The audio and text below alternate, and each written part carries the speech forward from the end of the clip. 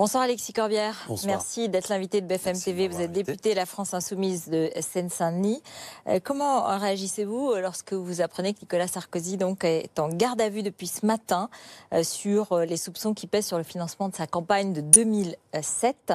Les enquêteurs s'interrogent sur un supposé financement de 50 millions d'euros provenant de la Libye, alors dirigée par Mouammar Kadhafi. C'est très grave. C'est très grave les faits, s'ils sont avérés, donc toute lumière doit être faite. Et c'est la justice qui est la mieux disposée pour cela. C'est grave quand même qu'un ancien président de la République soit convoqué devant les juges. C'est pas banal. Ça doit questionner, vous savez, pour nous qui sommes pour un peu mettre fin à la monarchie présidentielle, ça montre que, et attention, quand on confie beaucoup de pouvoir à un homme, il est bon qu'il y ait des contre-pouvoirs qui existent. Et je veux, sans trop sortir du sujet, vous savez, moi je suis à la commission défense et armée, d'ailleurs il y a un débat qui sera à l'Assemblée nationale, et nous demandons qu'il y ait, lorsqu'il y a une intervention militaire, la possibilité pour le Parlement de vraiment mettre à plat l'ensemble des raisons qui amènent nos interventions militaires.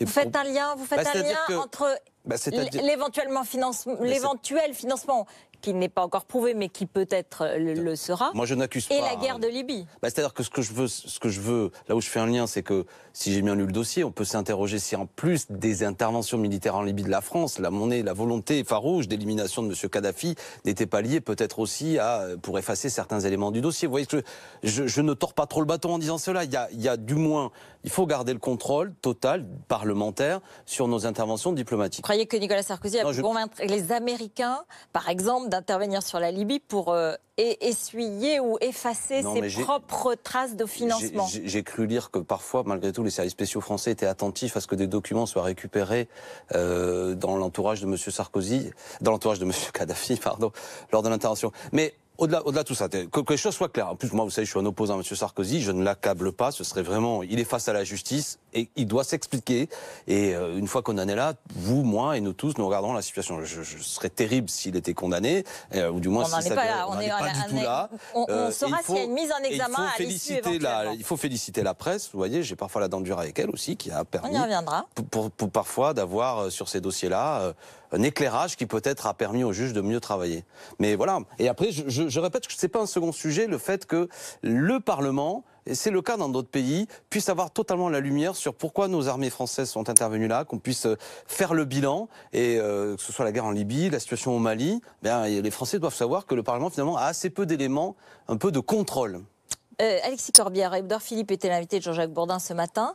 Il a annoncé un correctif sur l'augmentation de la CSG. Il va réexaminer le cas de 100 000 personnes qui finalement ne seraient pas concernées par cette augmentation de la CSG dans le budget 2019. Par ailleurs, il a rappelé que le minimum vieillesse allait augmenter le 1er avril. Il a laissé la porte ouverte au rétablissement de la demi-part fiscale des veuves supprimée par le gouvernement Fillon. Est-ce que vous avez le sentiment que le gouvernement s'inquiète, répond à l'inquiétude des retraités sur la CSG? Évidemment, parce que les arguments, on lui a dit lors du débat sur la loi de programmation financière que les retraités allaient subir rudement ces mesures. Et à ce moment-là, ils étaient durs. Et face à une mobilisation aujourd'hui, ils cherchent à désamorcer la situation. Écoutez, moi, en Seine-Saint-Denis, à Montreuil et Bagnolet, ce que disent les personnes âgées sur les marchés, encore dimanche et samedi, c'est effectivement qu'ils voient tomber les 50 €, 80 € qui devront supplémentaires payer. Et ça fait mal pour des petites pensions de retraite. Jusqu'à là, il y avait beaucoup d'arrogance. On se souvient que beaucoup de parlementaires République En Marche étaient illustrés en disant les retraités, faites un effort, la période dorée, c'est fini. Monsieur Édouard Philippe, qui est un peu plus malin que ces parlementaires lourdeaux, voit bien venir la mobilisation et cherche à désamorcer. Mais attention, ce qu'il dit, c'est que lors du prochain débat de loi de programmation budgétaire, il introduira ça. Enfin, tout ça, c'est pas tout de suite. En attendant, souffrez retraités. Moi, je leur dis à nous tous, c'est que ce que nous démontre Monsieur Édouard Philippe, c'est que quand on se mobilise, quand la température sociale monte, ils sont peut-être moins droits dans leurs bottes que ce qu'ils le disent. Donc c'est bon signe, et c'est une invitation à aller manifester. Jeudi notamment, faut se mobiliser. Ils sont pas si durs que ça, les sondages sont à la baisse. Il rétropédale, il fait de la communication. Il est intelligent, lui. Moi, je trouve que c'est un homme qui maîtrise la communication, mais qu'il voit bien que là, qu'il a un souci. Mais il faut pas le croire sur parole. Moi, je pense qu'on a affaire à des stratèges, on en parlait. auquel il faut montrer une détermination. Aujourd'hui, il y a eu un débat à l'Assemblée nationale sur le quotient familial, puisqu'il y a un rapport qui doit être publié demain, dans lequel il y a un député de La République En Marche qui propose de supprimer le quotient familial pour déplacer l'avantage qui s'applique à toutes les familles aux seules familles défavorisées. Et le co-rédacteur des Républicains a refusé de s'associer à ce rapport. Vous-même, c'est une question qui a agité la campagne. Jean-Luc Mélenchon, il en parlait aussi de ça. Vous êtes d'accord ? Non, mais attendez, il faut que les Français... Moi, je suis favorable à ce qu'on paye en fonction de ses revenus et pas seulement des aides, en gros, supprimées pour les classes moyennes et uniquement ciblées. Donc le quotient familial, on doit le payer, on doit le recevoir que lorsque on ne gagne pas beaucoup d'argent, qu'on n'a pas beaucoup de revenus. Non, je suis en train de dire l'inverse. Je suis pour maintenir un système qui fait que justement, comment dire, là, ce que je comprends de ce que vous dites et ce que j'ai compris du débat, si c'est pour faire uniquement des aides sur les familles les plus défavorisées et ce que je vais appeler grosso modo les classes moyennes qui, eux, n'ont plus aucune aide, bon, là, ça va plus du tout. Ce qu'on appelle une classe moyenne, si c'est 2 000 euros, 2-3 000 euros en région parisienne notamment, on est en difficulté quand même. Donc on voit bien, y compris l'autre jour, moi j'ai proposé par exemple la cantine gratuite et des députés En Marche ont voulu désamorcer en disant non, gratuite uniquement pour quasiment les gens qui sont sous le seuil de pauvreté. Non, pas d'accord. La cantine gratuite, ça redonnerait du pouvoir d'achat à des familles quand on a 2-3 enfants. Donc pas de suppression du quotient familial. Non, à ce stade. Pas de suppression, du quotient familial. Pas de suppression de ces outils quand même qui permettent qu'il y ait des aides sociales, pas seulement pour les plus défavorisés, qu'il faut aider. Ça c'est de la politique familiale, le quotient familial. Mais j'ai bien compris, mais voilà. c'est la même chose dont on parle. Pour vous, pas de suppression du quotient familial. Je ne soutiens pas cela. Sur la réforme de la SNCF, justement, Édouard Philippe a dit qu'il était disponible pour le dialogue, pour la concertation. Vous pensez que plus rien ne va bouger? Vous avez le sentiment, il y a 2 mois normalement pour négocier, ce qui va être contenu dans la réforme, pour vous, c'est déjà terminé? Écoutez, il y a les mots, puis il y a les faits. Et ils veulent passer par ordonnance. C'est la preuve qu'ils ne veulent pas qu'il y ait tant de débat que ça. Même s'il faut discuter avec les organisations syndicales, les associations d'usagers, etc. Mais ils veulent passer en force. Sinon, il n'y aurait pas les ordonnances. Y compris, il y a eu tout un vocabulaire disant le débat parlementaire va nous faire perdre du temps. Mais ils s'aperçoivent que dans ce pays, il y a de la résistance notamment. Et que beaucoup de gens sont prêts à se mobiliser pour défendre le rail. L'affaire n'est pas un problème de cheminots. Je tiens à le dire clairement. C'est pas les cheminots qui défendent les cheminots. C'est quelque chose qui nous concerne tous. Vous, moi, tous les usagers. Vous et moi, l'opinion, en tout cas dans les sondages, est favorable à cette réforme, c'est un sondage Elab, et hostile, ou en tout cas inquiète, par la grève qui s'annonce très très handicapante. Oui, mais attendez, évidemment qu'une grève, ça embarrasse. Déjà, ceux qui vont la faire ne vont pas être payés, et puis ça va sans doute poser des problèmes. Maintenant, c'est la faute au gouvernement. Pourquoi fait-il cela? Pourquoi aujourd'hui met-il en danger cette entreprise indispensable? Pour quelles raisons aujourd'hui met-il en place quelque chose? Mais c'est quelque chose qui vient de loin, sur cette mise en concurrence, cette possibilité demain que l'entreprise soit privatisée, car c'est ça l'essentiel en vérité. Finalement, c'est pas dans la réforme. Oui, mais parce qu'ils sont tacticiens. Non, mais vous voyez derrière. Mais évidemment, sinon à quoi ça sert tout ça? À quoi ça sert? Pour quelles raisons? S'en prendre déjà au statut des cheminots. En quoi les problèmes que nous rencontrons juste être compétitif dans une compétition mondiale. D'accord, donc on va et européenne en donc on va soumettre la SNCF à une compétitivité, d'accord? Donc à partir on sait très bien ce qui va avoir lieu. Il va y avoir des critères de rentabilité pour entrer dans cette Quel gros mot!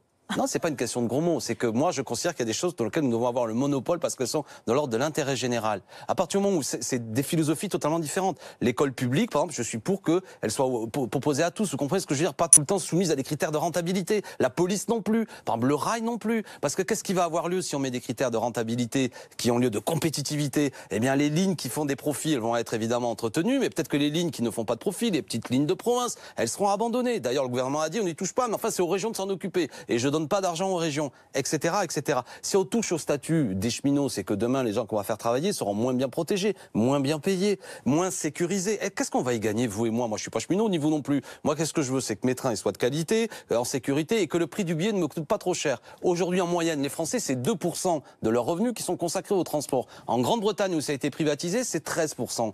Donc voilà, au bout d'un moment, monsieur Édouard Philippe, il doit dire clairement et à visage, comment dirais-je, découvert ce qu'il est en train de faire. Il crée les conditions de créer une société anonyme, une SA, dans laquelle il dit aujourd'hui la part de l'État sera incessible, mais c'est exactement mot pour mot l'argumentation à l'époque de GDF, et progressivement on a vu ce que ça a donné. On est aujourd'hui plus du tout dans une situation de monopole public, tout ça coûte beaucoup plus cher, je crois qu'il y a eu une augmentation de près de 49% du prix du gaz, et c'est la même chose qu'ils veulent faire. Donc on est tous concernés.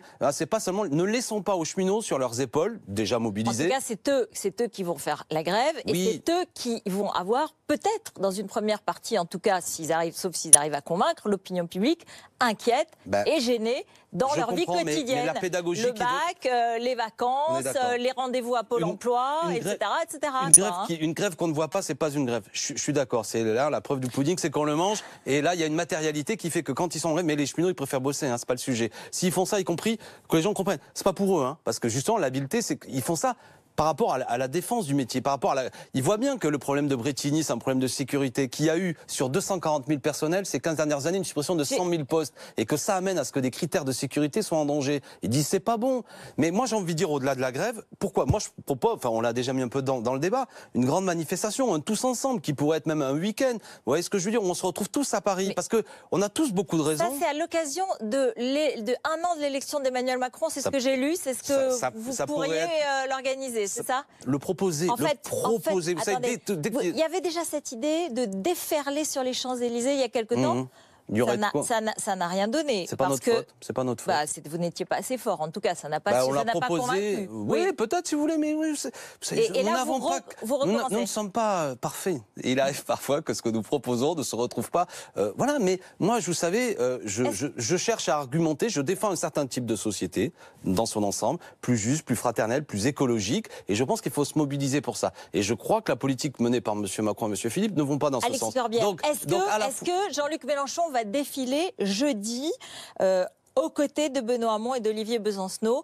Il y aura aussi Olivier Faure du Parti Socialiste, on y reviendra. Il faut tous qu'on soit dans la rue jeudi. Est-ce qu'il sera, lui, aux côtés de Benoît Hamon et d'Olivier Besancenot? Je ne sais pas, c'est possible qu'ils se voient, qu'ils se serrent la main, mais je veux dire, franchement, ça n'aura pas, c'est pas ça l'enjeu. Si, on n'est pas parce que Benoît Hamon, il dit, oh là là, ils ont une stratégie solitaire, et il faut que tout se tourne autour d'eux. Et je dis à Benoît, que je connais bien, il a tort dans une semaine de mobilisation sociale, en quelque sorte de troller Jean-Luc Mélenchon, et d'avoir une tribune pour dire quoi? Taper sur Mélenchon. Je pense que ça rend service qu'à Emmanuel Macron, plutôt que de dire tous dans la rue le 22, avec Jean-Luc, avec Olivier, si ça lui plaît de mais d'abord, c'est à l'appel des organisations syndicales, il faut tous se retrouver, et cela ne faisait pas débat. Route et Pief, vous nous connaissez, personne n'a douté. On a l'impression que tout le monde, dans ce camp qui est quand même pas énorme, quand même tout le monde cherche à tirer la couverture à soi. Olivier Besancenot, Benoît Hamon, Jean-Luc Mélenchon, c'est pas sûr qu'ils défilent à leur côté.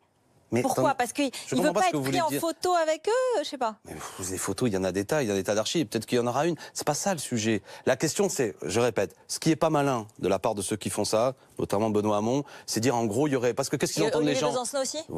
Il a été plus habile. Par exemple, moi, j'ai plaisir à revoir Olivier Besancenot. Ça faisait des mois qu'on le voyait pas. C'est bien qu'il arrive là dans la bagarre. On avait besoin de lui parce que nous, au mois de septembre, on était. Mais je dis, à quoi ça sert de faire croire aux gens, les braves gens qui regardent ça, de donner l'impression qu'on n'appellerait pas à manifester au 22? C'est absurde. Pour quelle raison de dire à la France insoumise, ils sont pas clairs, alors qu'on est les premiers à appeler à manifester le 22? Ça sert à rien. On verra le 22. Ça jette de la confusion. On sera sur le Mais le 22, il faut y aller. Et puis un bon tous ensemble. Nous, c'est ce qu'on propose. Vous voyez, ça va dans le sens. Tous ensemble, se retrouver dans la rue. Pourquoi pas un week-end? Avec Olivier Faure, le nouveau patron du PS. Oui, s'il est là, tant mieux. Mais oui, allez, s'il veut venir, c'est pas le sujet. Non, mais ça vous gêne en fait? Ah non, mais moi ça me gêne pas. Mais plus on est nombreux, mieux c'est. Vous avez vu, quand on est, ce qui m'intéresse, c'est l'intérêt général, la mobilisation. Si elle est ample et avec Olivier Faure, mais avec peut-être aussi 500 000 personnes, il n'y a pas que des Olivier Faure. Ça vous fait rire quand même. Oui, parce que je veux dire, on a des désaccords avec le PS. Par ailleurs, Olivier Faure, sur le plan humain, est un homme que je respecte. Mais l'enjeu aujourd'hui, c'est pas de savoir s'il vient ou pas à la manif. S'il vient, c'est tant mieux. J'ai cru comprendre qu'il vienne, tant mieux. C'est les forces. Vous savez, ce qui se passe dans les élections le démontre. Les gens n'ont plus le goût de tous ces partis. D'abord, ils s'abstiennent. Donc le problème, c'est pas savoir quel chef à plume sera là ou pas là. Et est-ce qu'ils vont se faire une bise sur la bouche ou sur la joue? Honnêtement, on s'en fout. C'est pas ça le problème. Il y a peut-être une des choses qui va vous rassembler tous, c'est le discours sur les médias, puisque quand même Jean-Luc Mélenchon a eu des phrases très très dures sur la haine des médias et de ceux qui les animent est juste et saine. Même le syndicat national des journalistes a parlé de la totalité gifle. De la phrase. Non, elle est très longue. Oui, mais elle dit mais il faut justement traiter ça rationnellement. C'est une drogue sur les cerveaux, etc. Mais bon, même le SNJ a parlé de gifle pour la grande majorité des 35 000 journalistes de France. Ouais. Et vous-même hier, vous avez été très agacé par un biais humoristique d'une humoriste France Inter qui a rappelé votre qualité d'auto-entrepreneur pendant la campagne présidentielle. Vous l'avez traité de poujadiste. Et moi, j'avais envie de vous dire, mais Pourquoi est-ce que vous passez votre colère sur les médias? Pourquoi est-ce que vous n'assumez pas tout simplement peut-être des contradictions, mais que vous les expliquiez aux Français sans pour autant avoir besoin de taper sur les journalistes pour éviter peut-être les questions ou les explications? Mais attendez, j'espère que c'est pas sérieux. Je passe mon temps à répondre. J'ai fait Jean-Jacques Bourdin chez vous, Léa Salamé.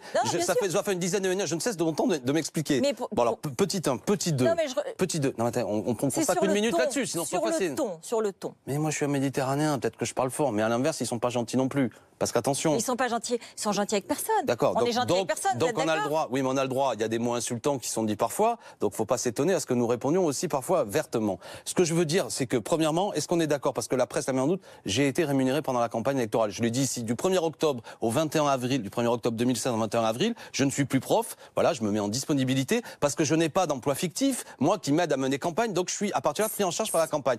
Ne dites pas que c'est pas ça qui m'est reproché parce que la presse écrit que le contribuable a payé mes prestations à la télé, alors que c'est le cas de tous les candidats, leur porte-parole, notamment M. Benjamin Griveaux, porte-parole de M. Macron, il a touché 6 000 euros, moi seulement 3 000, je suis bête, hein. Et Laurent Saïm, qui était aussi nos co-porte-parole de Benjamin Griveaux, a touché lui, elle aussi 6 000 euros, pour pas grand-chose d'ailleurs selon la presse, et vous voyez, le double de moi. Donc eux aussi... Non, mais la question c'est qu'eux, ils ne remettaient pas en question le statut d'auto-entrepreneur, c'est pour ça. Mais eux, c'est le paradoxe. Moi je vous dis pas que c'était illégal, ça c'est pas la question, ça l'est pas. Il y en a qui... Mais non, je vous dis pourquoi vous avez du mal à assumer, et pourquoi vous dites pas...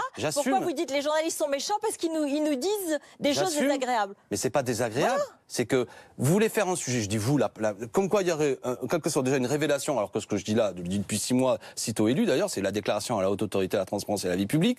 Deuxièmement, pourquoi j'étais auto-entrepreneur? Parce que notre campagne était d'une grande précarité. On n'a pas eu l'argent jusqu'au mois de mars. Jusqu'au 18 mars, on n'a pas les 500 signatures. Je ne cesse de le répéter. Et enfin, moi, ce qui m'étonne, le paradoxe, c'est que Benjamin Griveaux, par exemple, il me répond, oui, les insoumis, ils critiquent le statut d'auto-entrepreneur, et il faut le critiquer, mais ils ne se l'appliquent pas eux-mêmes. Mais j'ai envie de lui répondre à l'inverse. Lui, il défend le statut d'auto-entrepreneur, mais quand lui, il est porte-parole, il veut la sécurité du boulot et 6 000 euros. Il est pour la modération des salaires, mais quand c'est son cas, 6 000 euros par mois. Vous voyez, le paradoxe, il est où? Moi, je suis enseignant. La chance que j'avais, c'est que du jour au lendemain que j'arrêtais d'être auto-entrepreneur, je pouvais la semaine suivante redevenir prof. Donc c'était une précarité militante, assumée. Vous voulez que je vous fasse un scoop? Là où on n'a pas respecté nos convictions, on a travaillé la nuit, on a travaillé le dimanche. Et pourtant, je suis contre le travail de nuit, le travail du dimanche. Donc cette polémique est absurde. Voilà. Mais je l'ai répondu. Et Charline Vanhoenacker, qui est une humoriste, doit entendre que quand elle dit dans un billet... Après, j'aime ou j'aime pas, mais qu'elle se entend que je n'ai pas payé... Certains traitent les journalistes d'abrutis. Oui, parce que c'est pas du poujadisme, attendez, quand certains, notamment dans son billet qui m'a valu, c'est dommage parce que c'est une humoriste que j'aime bien, mais qui dit dans le billet que je n'aurais pas payé de cotisation alors que j'ai payé ma part d'URSSAF là-dessus, au bout d'un moment, je lui ai dit ça, vous pouvez pas le dire. Vous pouvez pas sous-entendre que les hommes politiques sont des malfrats. Vous pouvez pas reprendre un humour de bistrot qui consiste à dire qu'on s'est goinfré pendant la campagne électorale et que je suis un homme intéressé et que chaque fois que je passe à la télé, je prends ce qui est pas vrai. Vous comprenez ce que je veux vous dire? C'est que, ou alors, si tu fais ça, c'est pas que la France insoumise, tu le dis quand t'as Benjamin Griveaux en face d'elle, et je trouvais qu'elle manquait de courage, parce que quand Benjamin Griveaux est venu, elle lui a pas fait un humour, disant qu'il était payé par le contribuable 2 fois plus que Corbière. Il a beaucoup de talent, mais peut-être qu'il vaut pas 2 fois plus au niveau financier que moi, vous voyez? Merci beaucoup. Allez, merci. Merci Alexis Corbière. Voilà, avec le sourire, c'est beaucoup plus facile. Mais moi, je suis comme ça. Beaucoup plus, et des fois, on se met en colère aussi, parce qu'on a du cœur. Non, mais par ailleurs, un dernier mot là-dessus. On peut aussi admettre que parfois c'est blessant. Je vous assure. Et que quand moi je me tape une campagne de presse qui me traite comme un voleur, il y a des choses qui m'affectent et qui me touchent vraiment. Parce que je fais le malin comme ça devant vous, mais je vous assure qu'il y a des trucs parfois qui me font mal. Et des gens que j'aime aussi qui sont touchés, et ça me fait mal. Et j'ai le droit de le dire parfois et de le dire en face en plus aux gens. Merci beaucoup. Merci Alexis Corbière.